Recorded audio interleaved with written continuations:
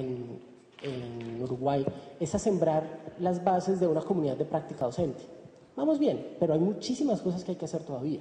Cómo aprovechar ese entusiasmo es un enorme reto. En resumen, hay dos posibilidades cuando uno piensa en colaboración, desde como lo veo yo a este punto. Uno es diseñar colaboración, es decir, cómo se hace. Otro es diseñar para que ocurra la colaboración, es decir, generar plataformas que permitan que la colaboración emerja.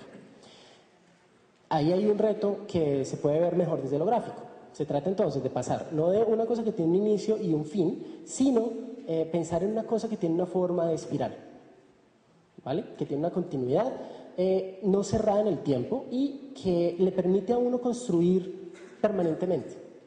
No se trata de hacer el siguiente curso de una manera más rica, sino en realidad cómo construyo y cómo construimos conocimiento dentro del aula, en el largo plazo, no en un semestre académico.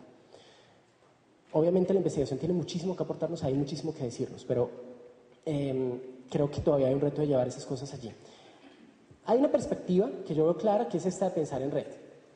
Para mí es un organizador mental buenísimo, porque siempre que estoy pensando en diseño de ambientes de aprendizaje estoy pensando en la red, en tanto los nodos como las relaciones, cómo hago para fortalecerlos, cómo hago para incluir nodos nuevos y relaciones nuevas que tengan sentido. ¿Cómo hago entonces al final para diseñar para la emergencia, para que ocurran cosas inesperadas? Y importantísimo también, ¿cómo hago para tener las antenas puestas para evidenciar esas cosas y rescatar esas cosas que van ocurriendo? Porque una característica curiosa de los fenómenos emergentes es que a veces, como están fuera de nuestro radar de percepción, no los vemos. Entonces simplemente se quedan por ahí como una cosa exótica que pasó o una nota al pie de página, cuando pueden tener un poder enorme. ¿Cómo hago entonces? O mejor, tal vez tiene sentido pensar en la colaboración como en un fenómeno emergente. Si es así, ¿cómo nos organizamos?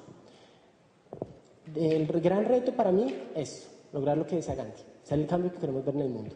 Y para terminar quiero dejarlos con una frase de Goethe, que es esta: conocer no es suficiente, debemos aplicar.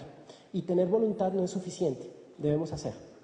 Entonces, tanto en este rato, esta mañana que han vivido, como a lo largo de estos 2 días de desconectado, la gran pregunta que yo quisiera dejarles para que la sigan pensando es: ¿qué pueden hacer con esto? ¿Qué van a hacer con esto? Ese es el gran reto que tenemos, diría yo. Muchas gracias.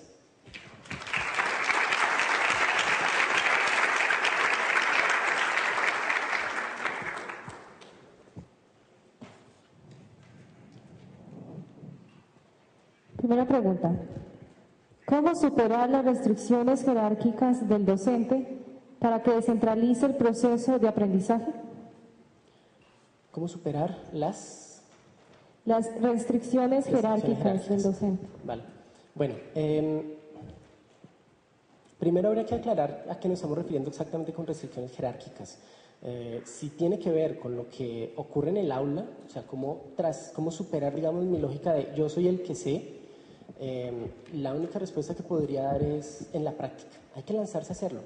Yo percibo una brecha enorme entre nuestro discurso y nuestra práctica. Creo que tenemos un discurso de 2030 más o menos, pero la práctica sigue siendo la de hace 7 u 8 décadas. Así que hay un trabajo enorme para unir esos dos puentes. Mi sugerencia sería: anímense, simplemente háganlo con lo que ocurre en el aula. Ahora, es claro que hay muchísimas restricciones que vienen de afuera. Yo tengo que ser muy honesto allí. Yo he tenido la gran fortuna de dar, tanto con instituciones como con colegas que han sido muy abiertos, que nos han permitido experimentar un montón. Lo que sugeriría en ese caso es, sin salirse de los marcos institucionales, empezar a hacer pequeñas cosas por su cuenta y empezar a generar ejemplos demostrativos que le permitan ver tanto a colegas como a directivos, tal vez, en algunos casos, que hay otro tipo de riqueza que tal vez se está perdiendo cuando uno hace las cosas de la manera en la que las ha hecho siempre. Pero no tiene una única respuesta. Es muy complejo, sin duda. ¿Cómo realizar el seguimiento de la comunicación en la red del Espiral? Como decía, la tecnología ahí tiene un papel enorme y creo que hay una cosa que es justo decir, y es, a pesar de que nuestros LMS, nuestro sistema de gestión de aprendizaje, a veces generen ciertas restricciones importantes, son muy buenos.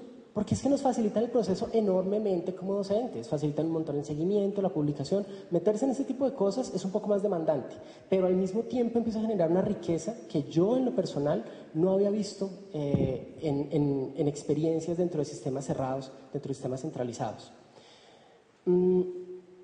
Es un asunto de rutina también, es un asunto de empezar a entrenarse ante la avalancha de información.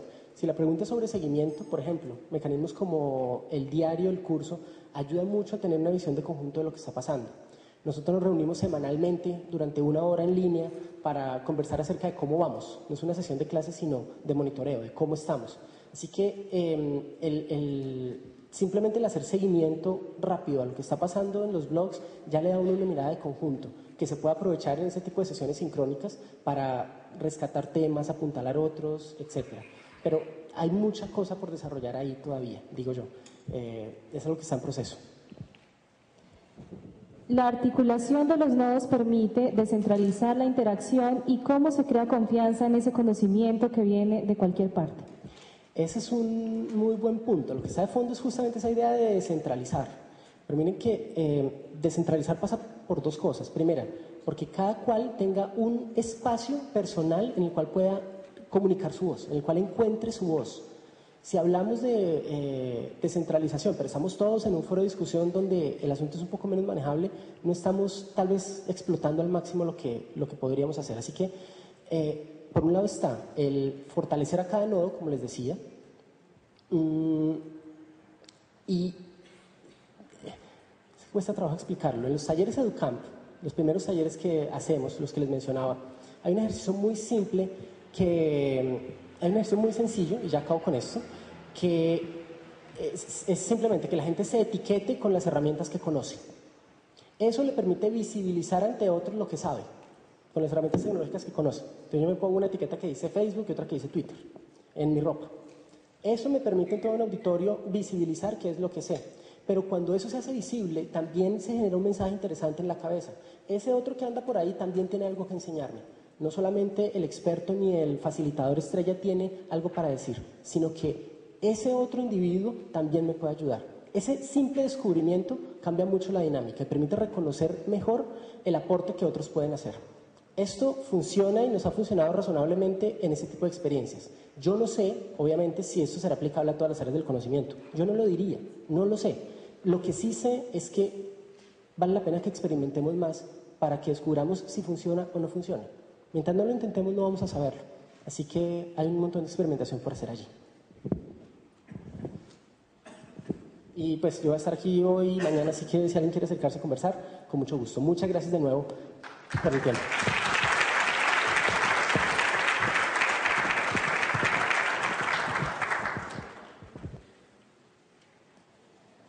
Muchas gracias al magíster Diego Ernesto Leal Fonseca.